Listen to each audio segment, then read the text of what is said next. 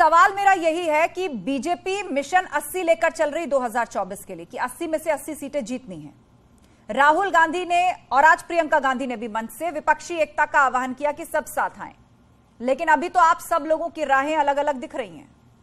उधर मिशन 80 है और जैसा राकेश त्रिपाठी दावा कर रहे हैं कि बहुत बहुत तैयारी है, लेकिन विपक्षी खेमा अभी अभी अपनी अपनी राह पकड़ता नजर आ रहा है, बटा बटा सा।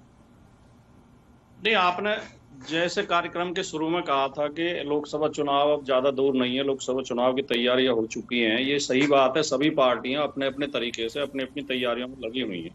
अब राकेश जी दूसरी पार्टियों को लेकर बहुत चिंता व्यक्त कर रहे हैं, वो अपनी अपनी पार्टी की चिंता करें तो ज्यादा बढ़िया होगा।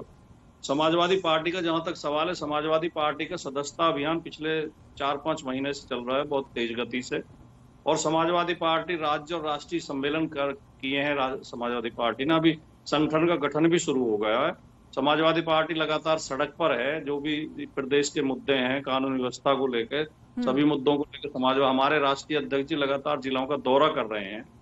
तो ये बात तो सारी सही है, लेकिन आपने जो शुरुआत में कहा कि अमित शाह जी उत्तर प्रदेश के दौरे पर आ रहे हैं, अमित शाह जी देश के गृह मंत्री हैं और दिल्ली की कानून व्यवस्था उन्हीं के अधीन आती है।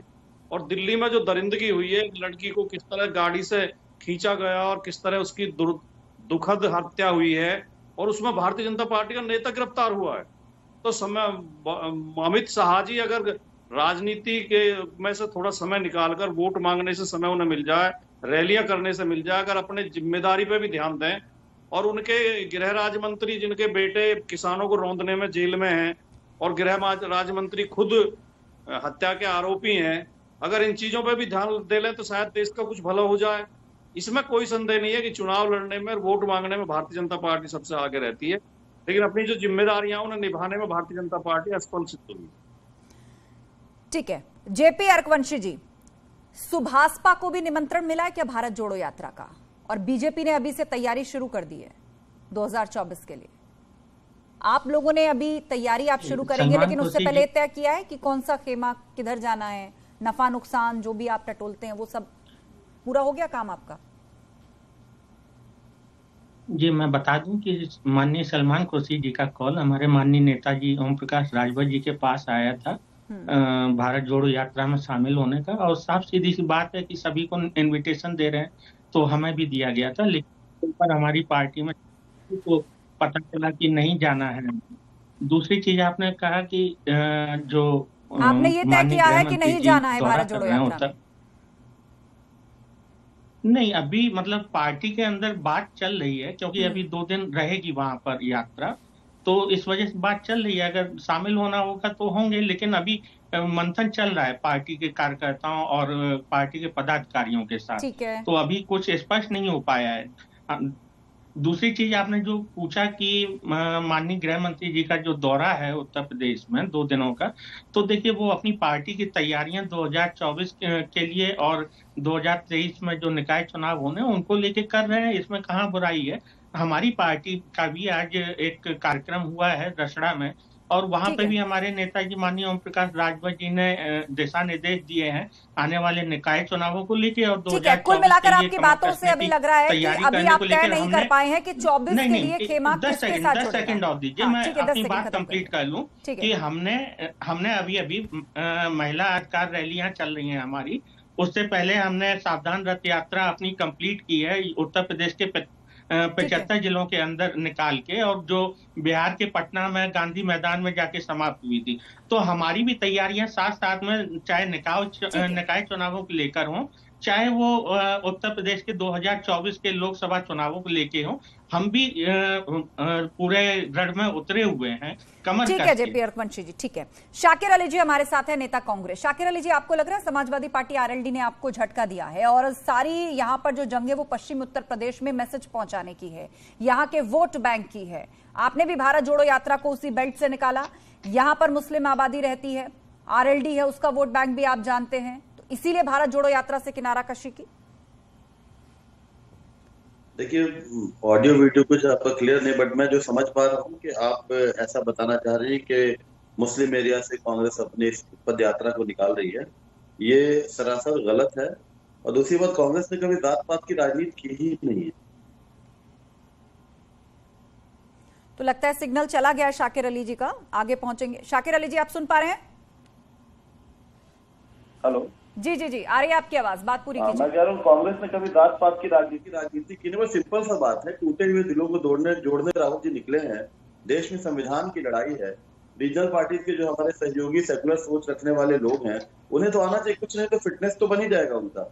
वॉक करने से परेशानी कहाँ है?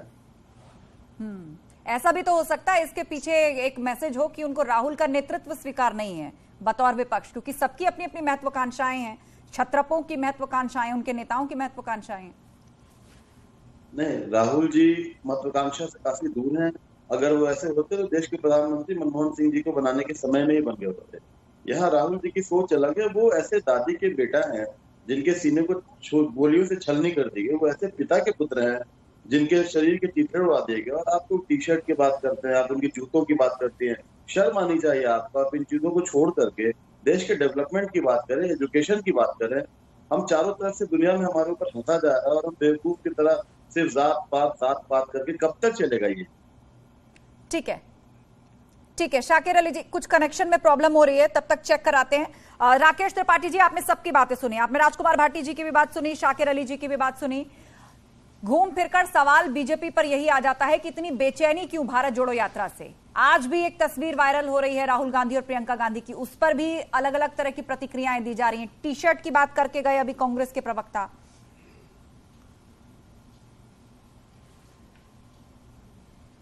नहीं, देखिए, भारत जोड़ो यात्रा अपने आप में एक तो नाम ही ये बहुत भ्रम उत्पन्न करने वाला है। और भारत कौन सा भारत? वो भारत जिस भारत में अयोध्या न हो, वो भारत जिस भारत में मथुरा न हो, वो भारत जिसमें काशी न हो, वो भारत जिसमें प्रयागराज न हो, वो भारत कैसे भारत हो सकता है? वो उत्तर प्रदेश कैसे उत्तर प्रदेश हो सकता है? यानी आप उत्तर प्रदेश आएंगे और उत्तर प्रदेश में प्रयाग नहीं जाएंगे, काशी नहीं जाएंगे, अयोध्या नहीं जाएंगे, मथुरा नहीं जाएंगे, और तो और अमेठी भी नहीं जाएंगे। उस अमेठी जिस अमेठी ने आपको सांसद बनाया, आपको लोकसभा जिता करके पहुंचाया, आप वहां भी नहीं पहुंचेंगे। आप रायबरेली भी नहीं पहुंचेंगे, जहां से सोनिया जी लगातार चुनाव जीत रही हैं। आप रायबरेली तक नहीं जाएंगे और आप कहेंगे कि हम यूपी में भारत जोड़ो यात्रा लेकर के आ रहे हैं। वास्तविकता में अब कोई भारत जोड़ो की यात्रा नहीं है। भारत तो तोड़ने वाले काम किया, टुकड़े टुकड़े गैंग के लोगों को साथ लेकर के चल रहे हैं। जब जब भारत का विभाजन हुआ है तब तब उत्तरदायी कांग्रेस पार्टी हुई है। आज भारत पूरी तरह से अटक से लेकर कटक तक, कश्मीर से लेकर कन्याकुमारी तक, जब एकजुट भारत है, एक भारत है, श्रेष्ठ भारत है, जो सरदार वल्लभ भाई पटेल की देन है, उसमें किसी प्रकार से कांग्रेस का कोई देन नहीं है विशेष तौर पर। और आज ये भारत जोड़ो यात्रा करके बात कर रहे हैं। सच्चाई ये है कि राहुल गांधी जी पिछले 49 जो चुनाव हुए हैं ना, 2014 से लेकर के 2022 तक 39 चुनाव में कांग्रेस पार्टी बुरी तरह से पराजित हुई है। ठीक है राकेश जी, लेकिन समाजवादी पार्टी भी गृह मंत्री अमित शाह के दौरे पर, समाजवादी पार्टी भी गृह मंत्री अमित शाह के दौरे को लेकर निशाना साध रही है और वो कह रही है कि उनके पास जिस गृह मंत्रालय का भार है या जिम्मेदारी है उसका